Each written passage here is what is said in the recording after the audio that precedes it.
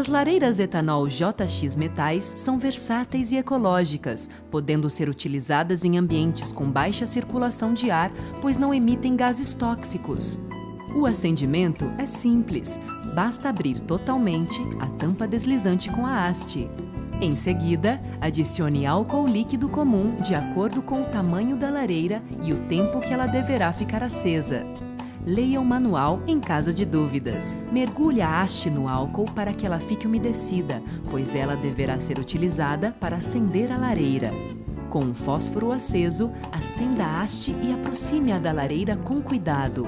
Neste momento, haverá uma expansão de ar, pois os gases do álcool estão se vaporizando próximo da boca da lareira. Mantenha crianças e animais afastados durante este procedimento.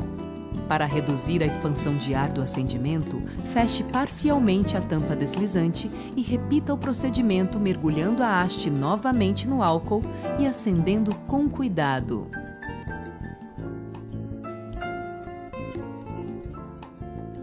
Pronto!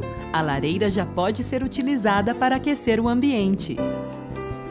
Para aumentar ou reduzir a intensidade de calor, abra ou feche a tampa deslizante, sempre utilizando a haste que acompanha a lareira. Importante: nunca reabasteça a lareira quando ainda houver chama ou estiver quente, pois pode haver combustão antecipada, provocando acidentes e queimaduras graves.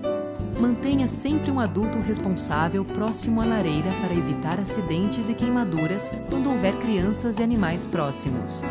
Se houver ventilação no ambiente, o fogo poderá ter chamas maiores. Para reduzi-las, basta fechar um pouco a tampa deslizante. Para apagar o fogo, basta fechar completamente a tampa deslizante, sempre utilizando a haste que acompanha o produto.